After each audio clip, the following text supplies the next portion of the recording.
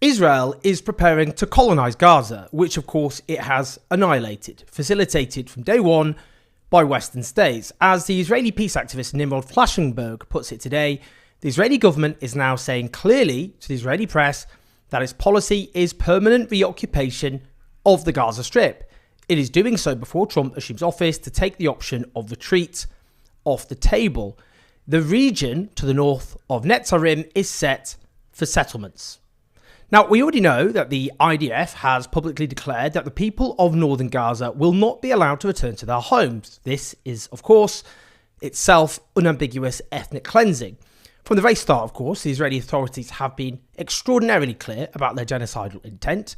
I've just launched my new Substack called Butter Lines with a piece looking at how the Western media systematically covered up the genocidal intent of Israeli leaders from the very start. Check that out at owenjonesjourno.substack.com, where I will continue to try and document the genocide there as well as here. Now, there were two articles in the web version of Israeli newspaper Yedioth Ahronoth, Israel's highest circulation newspaper of note.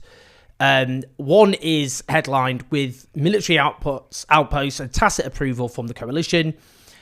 This is how Israel will apply martial law in Gaza. This looks at Israel's strategy after the dismissal of Defense Minister Yoav Gallant, himself a war criminal who notoriously demanded a total siege on human animals, as he referred to Gaza's population. But in a sign of how extreme the Israeli government is, he was seen as too moderate. In the subheading of the article itself, it discusses Israel's plans for de facto control of the Strip and how it corresponds with the settlers' plans. It says to settle in northern Gaza, followed by the, quote, a historic opportunity returns. The piece looks at how Israel is on its way to impose a military administration in Gaza, pushed by both Finance Minister Bezalel Smotrich and National Security Minister Itamar Ben-Gvir, both ardent supporters of colonising Gaza. The IDF, it notes, is deepening its seizure of Gaza territory, establishing military outposts with the aim of seizing wide areas, and it looks at how Trump's election has emboldened them. To quote, at the same time, the plans for seizing the territory as part of extracting a price from Hamas in Gaza correspond with the settlers' plans to settle northern Gaza. Officials in the settlement movement claim that this is a historic period of time to change reality on the grounds vis-a-vis the Palestinians and an opportunity that will not return. Brazenly looking at this as an opportunity to exploit the catastrophe they have inflicted on the Palestinian people to make sure they can steal their land forever and colonise it.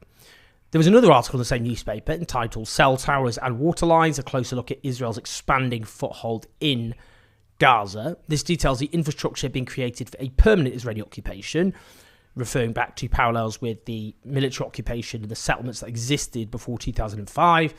It flippantly discusses how the military hopes a large portion of the Palestinian population will soon pass southwards within Gaza as pressure mounts on the Jabalia area. This is just ethnic cleansing, driving civilians who survive, or have survived so far, permanently from their homes to an impossibly overcrowded southern Gaza. The way war crimes are just casually discussed, by the way, in the Israeli media is striking.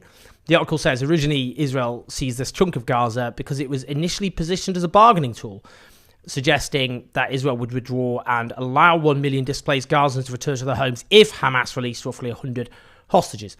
Literally just flippantly discussing using the lives of 1 million civilians, the ability to not be ethnically cleansed as bargaining chips, the crime of collective punishment. All crimes. It goes on to discuss how the conditions of those surviving Israeli hostages worsen each week, with reports they will be executed by Hamas if IDF advance on those military positions. That right-wing ministers see this as inevitable and that they're arguing it would naturally resolve the hostage issue and could strengthen Israel's resolve to retain its current foothold in Gaza. Well, there it is. They've got no interest in the hostages coming home at all, which, they claim to, which they should be focused on. Hence their vetoing of a hostage deal, which could actually bring those Israeli civilians home. From reading this, it's clear that they want the hostages to be killed, which they hope will build support for Gaza to be annexed. It then goes on, Israeli leaders and right-wing lawmakers, some openly advocating the establishment of new settlements in Gaza, maintain that retaining control over this newly claimed territory is essential, adding that this would be solidified with public anger at Hamas because, of course, the hostages would be executed. Again, they're willing on the killing of hostages so they can build public consent an acquiescence for illegally colonising stolen land in Gaza, which they've erased Palestinian life from. Indeed, we know that Daniela Weiss, the Israeli settler leader, told Israeli television this weekend she had visited northern Gaza to scout locations for Israeli settlements, claiming to have found, in her case, the support of 740 Israeli families to do so, to illegally steal land and settle on it. Meanwhile, the Israeli media is publishing pieces calling for the settlement of southern Lebanon.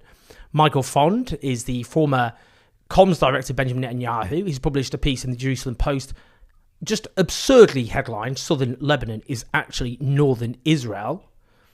Now, some perspective, Israel has wiped Gaza from the map. It is exterminating its population. It is seeking to settle a landscape in which Palestinian life has been extinguished with illegal colonists.